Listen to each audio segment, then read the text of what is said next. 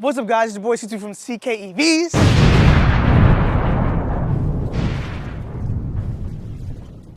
And today we're giving you a guide on how to use your Tesla for all new owners. In case you don't know how it works, how charging, driving, full self driving, autopilot, locking and unlocking, using the handy Tesla app. This is your video. Don't scroll away. Make sure to subscribe, comment down below, and let's get into it. So if you've been living under a rock, every Tesla comes equipped with an app that you can download to pair to your car. The app itself can unlock and relock the car, but they also come with key cards. These key cards is your card, right? So if you don't want to use the app, which everyone does, you just tap it right here, driver's side, you can get it and this will lock and unlock the car.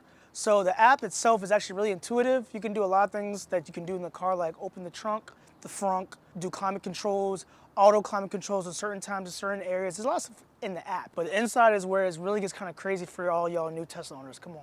So guys, once you're in the car, your handy key card or your phone is the key. So if you're using your phone, you just go in, you hit the brake and you go, right?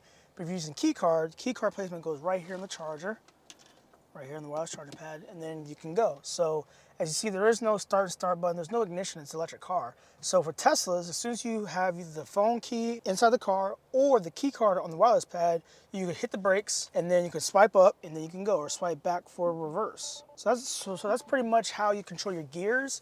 All Teslas now come with a gear with a lane switcher, blinker on the stalk, so it's not on the steering wheel, but your steering wheel also has your basic functions. It has your high beams, windshield wipers, music controls, autopilot controls, FSD controls, camera pull up, your microphone for Gronk, or the built-in Tesla assistant. So your steering wheel is pretty much, you know, your go-to for everything, and even has a horn. Like I said, like driving this car is going to be kind of new, guys. There's no engine. You can't really hear anything. The car itself is crazy. Like, I could do a whole video on the screen alone, but I'll get into that real quick. So with the car, when you get into the car, this is your home screen, right? You can open your trunk. You can open your front. It doesn't open all the way. You have to go out and do it. But settings are kind of crazy on here. So your speedometer is going to be on the top left when you're driving, and you have all your settings here: windshield wiper, speed, mirrors, steering wheel, car wash mode, your deceleration, your acceleration, your traction control modes, your steering weight, auto shift, your charging stuff. Everything is on the screen in the car. So it's going to take you a while to get used to everything and where everything's at, but it's just like using like a Windows laptop or like a MacBook or like an iPad. It's pretty intuitive. But with charging is definitely different if this is your first EV. So every Tesla is an electric car. So as you know, as electric cars, you can't charge your car to 100% unless you have an LFP battery. Your car will tell you if you can, but every Tesla as of right now is recording, you have to charge to 80%, right? Charging port is in the back left, just like a gasoline drone. Every Tesla comes with a NACS port, North America Charging Standard port. Tesla has their own chargers, Supercharging network, as you see, they're everywhere, right? There's V1, V2, V3, V4. It goes up from speed from there, from lowest to highest. It's a really good network. It's the cheapest prices around. You can also use third party like Electrify America.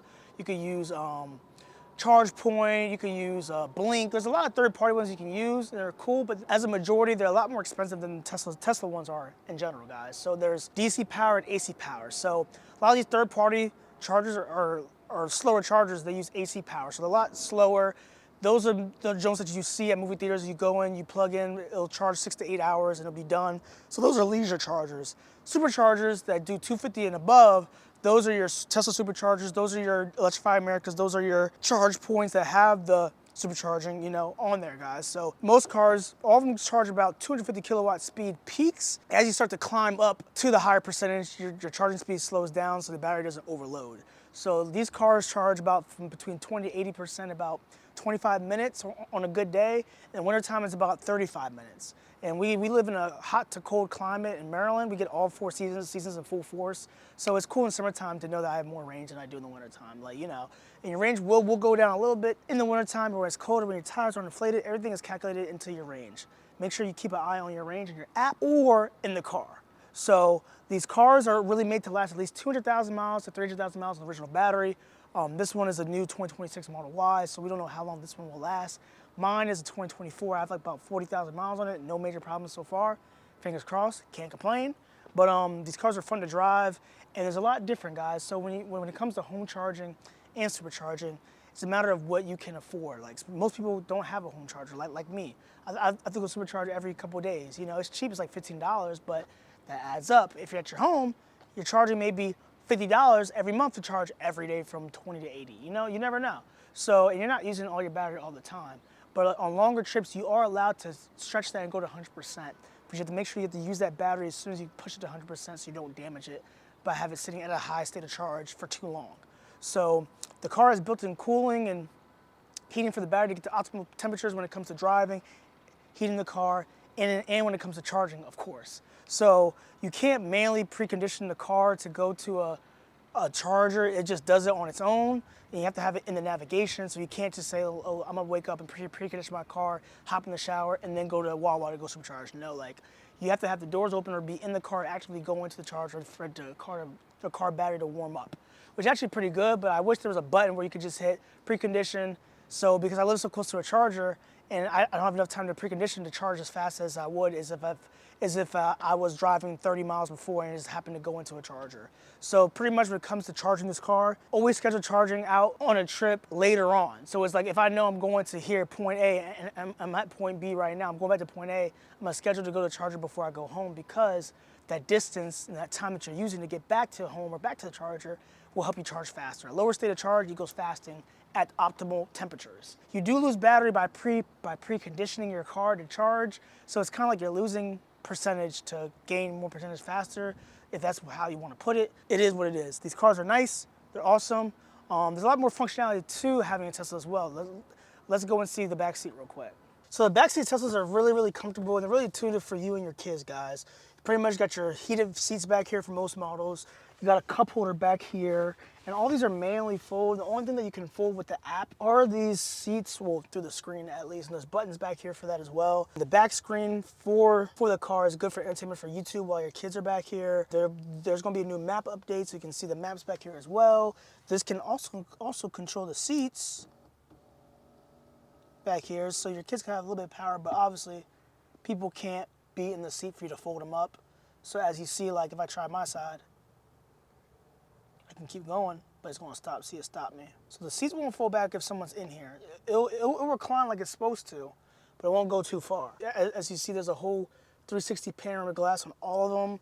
This glass is very expensive, guys. So as a beginner, make sure to get glass insurance. I had a chip in my windshield the first year of having this car, and luckily I had glass insurance. It was like a $50 deductible to get the whole thing replaced. If you were to replace the windshield without insurance, it's about $1,000. This is about $2,000 to replace without glass insurance. So get glass insurance. It's only extra, probably $20, $30 a month on your insurance bill. It's so worth it. This car is cheap to maintain, but when stuff breaks, when certain stuff breaks, not everything, when certain stuff breaks, it can get pricey, it can get very pricey. All right, guys, so next we're gonna talk about storage. This car is packed with over 74 plus feet of cubic storage with the seats down. It starts at the front. The front is your best friend. So as you see with the front, the new ones have little plugs. So you can put a little ice in here. So now you can put groceries in here. Use the car to your advantage. There's a lot of hidden storage in this car that you wouldn't even know about. The front I use to keep stuff in. A lot of people don't really use the front as much because it's not automatic on these baser models, but these cheaper models. But I hope that they make these automatic for every model, because a lot more people would definitely use the front if it was automatic. I know it sounds crazy, but once you know, you know. If you drive one, you know. But the back also has this under compartment storage. Someone left water in here. Yeah, someone left water in here. So it's very deep, a deep boot for y'all UK people. Y'all be calling it boot, trunk in America, boot, whatever. This is a 5-seater model. So if you do 5-seater for the Model Y at least, there's a little bit of storage right here. I don't even use this compartment. Like, you might as well get the 7-seater version. There's no usability for this under storage right here. Side cubbies and a lot of space. And with the trunk, you can just click this button. Most things can be used through the app to control, like the trunk, the frunk, not to close it, you have to manually close the frunk. Higher trim models, you can close the doors on S's and X's, or on X's at least. But that's pretty much for the outside and the usability of the car. Let's get in the car and I'll show you more about what the car can do on the road. On this part of how to use a Tesla, how do you use a Tesla? Brake, foot on the brake, swipe up, right? Or if you have auto drive, you can just hit the brake or whatever, and then you just go. With this, right, you can turn like any other car, but you gotta switch gears through this, right?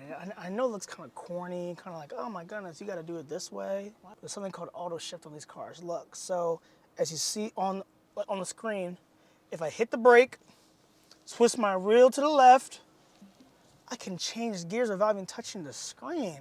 What car you know that does that? All Teslas do this, even the base trim ones. So you want to see it again real quick? Car knows that I'm reversing. I'm going to have to go to drive eventually. Boop, boop, boop, go. So this is really good when it comes to getting out of tight spots and not have to keep on. Because I put my seat back because I use full self-driving. So I put the seat back so I don't like to be all up on the screen and stuff. So it's pretty nice. When it comes to the regenerative braking, guys, regenerative braking is your friend. So every time, as you see on the screen, there's this green dot, right? So if I take my foot off the brake, so say I'm doing this, right? You see it's losing battery. Take my foot off the brake, it goes green, right? That green is actually energy from the motors going back into your battery.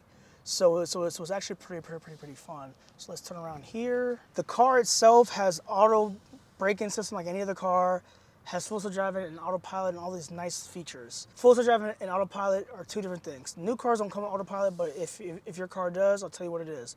Autopilot is your basic lane keep, does not switch lanes, it does not, nothing, it barely even brakes for you. Autopilot is dangerous to me, the basic autopilot that comes with it. I would not use it. I used it before in rentals, I did not like it. But FSD is when, you know, the car can drive by itself, and you all know what FSD is. I don't have to really show you that. FSD is a subscription-based $100 a month cost, and with that, you can have the car drive you from point A to point B as long as your eyes are on the road. So this car has a lot of things packed into it for sure. So right now, guys, I'm using full self-driving, and see with this mode, you don't have to touch the steering wheel as long as your eyes, it can see your eyes focus on the road. It'll turn for you, it'll park for you, it'll reverse for you, all the above, guys. It's $100 a month, and it's so worth it. Autopilot is like this, but it just keeps you in your lane, and it brakes for you. Supposedly brakes for you. Autopilot's not that good. I'm sorry, Tesla. It's just not. That's why they probably took it away, because it's so less powerful. It's like taking the guts out of FSD and putting it in autopilot. It's kind of dangerous. But that's probably what most of the crashes with this car really is with the software. It's really probably the autopilot, honestly. It's probably not even the FSD, if I would have to guess. As we're going through here, the car's reading everything. It's stopping, it's going, it's deceleration. It's like it's using the modes that I click. But if you go on here, on FSD, there's speed profiles. You go to standard, sloth, chill, standard, hurry, and Mad Max. You go to Mad Max mode, it's Mad Max mode. And if I have a destination in the GPS, it'll tell me where I want to park at. Do I want to park at the curbside, garage, parking lot, whatever, right? So it's actually pretty intuitive. You still have your good rear view mirror right here. Danny rear view mirror. It's kind of hard to see out the rear view mirror in these cars in general. Every year, these automotive, like just cars in general, like the back windshield gets smaller and smaller. So like your mirrors don't really serve a purpose. That's why you have cameras. So on the Tesla, you have 8 cameras that FSD uses, but you also use them to turn. So if I hit the left button here, there's a preview that pops up, blind spot preview for my signal. Go right, it goes right? And then also, as you see on the screen, you can choose between your front bumper camera, left and right repeater cameras, and then your back one. There's 8 total, but it lets you access 4 while you're driving. The other 3 are up on the dashboard, up on the windshield. Yeah, guys, so this car is like I said, like the main thing people get wrong with these cars, basic, don't charge to 100% unless you have to. And don't let your battery die. If you let your battery die, you have to get someone to jump your 12-volt battery and then start charging. It's a big process, and it can damage your battery long term if you keep on letting it die.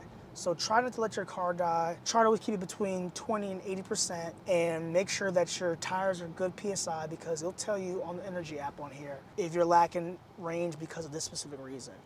Except if it's cold or hot.